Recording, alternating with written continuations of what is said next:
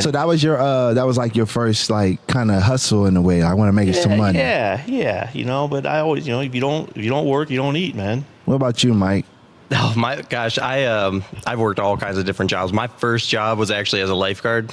For real? At a campground. This is when I was like 16, and it was cool, but it was not a great first job because it kind of like set the expectation, like, man, I can get paid just by hanging out.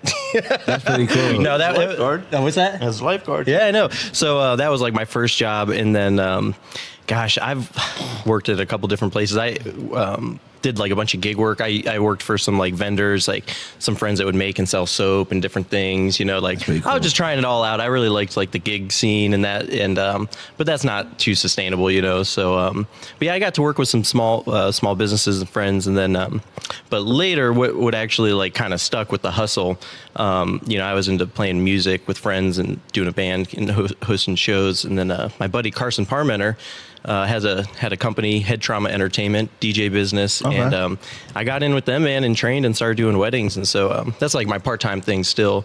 So that's been pretty cool. But back with Dad, gosh, I think it was like 6 years ago now, I got licensed in insurance and started working the insurance business with him. And then I kind of went off to do my own thing and try to find work in horticulture. I really like plants and whatnot. You do it all, man. Well, I tried to. Now I'm like, you got to trim it down, Come back to the ranch, son. Yeah. So I came back and got my investment license, and so I've been back with the business for 3 years now and love it. So, yeah, I used to just want to try to do all the things, and then it's like, you can't really get good at anything if you're doing all the things. Yeah, man. So like you guys being in business together, have you ever pulled the "because I'm your dad" line? Like No. But let me tell you something about Michael. Michael has a natural ability to keep people at ease and communicate with people and talk to them. And I saw that when he was a young boy, and I thought he would be a natural fit. And sometimes being naive, you want the best for your kids. right. I thought, well, he'd be a natural fit. And it just took time for him to learn, but he does a great job. He communicates. In fact, man, let me tell you this guy. He's like a squirrel, man. Some of them clients of mine that I've had for years, they don't even call me no more. They call him. And I always want him to be the face of the company because, he's younger and it's in the family business, but he cares about people and he helps, and that comes off, and that's what people want. Why do you think people give family business such a bad rap? And it seems like you guys have kind of gravitated. Like, why do you think people say that about family business? You can't work with family because you got to seem successful at it, being a father and son.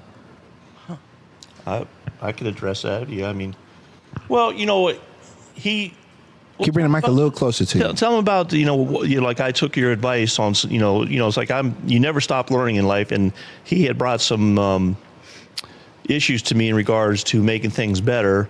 And then I'll address the family business. Let him tell them what you did, how you helped the business. Maybe.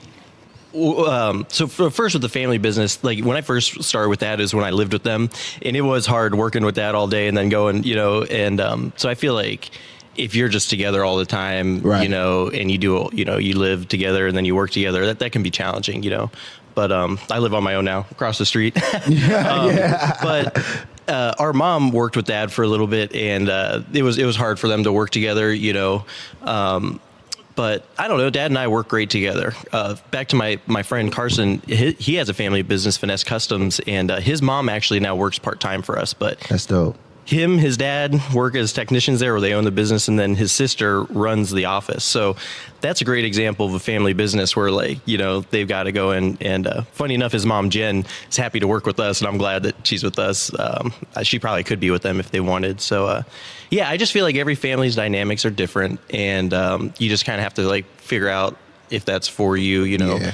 So yeah, man, I could see some families maybe don't want to be in business together. Yeah, it's just you've always been told that, like, oh, family doesn't mix, but then I see you two together, and when I come in there and drop the mail off, y'all are working. Mm-hmm. You know what I'm saying? And it's like I don't sense any friction. You sense like that unit that's needed in family business. We're pretending. Yeah, we just worked out all the friction. No, but you know what? Can I address that real quick? Yes, sir. I think that Kelly, he can call me Kelly, buddy. Okay. Anyways, but I think that that there's some truth to what you're saying, what Michael's saying. But I think when you have a family business, that is from one generation. So like I believe the statistics were like the third generation. It's hard for a family business to continue, is because the beneficiaries of that business become complacent. Yeah. You know, it's like there's no struggle. You know what I mean? It's like, you know, when you have to feed yourself and do things, it's like, you know, you have to keep that going. And sometimes some, you know, bigger businesses, the family becomes complacent because they're not hungry, right? Everything's been laid out to you, you know, and I think that's detrimental sometimes. Not all the times.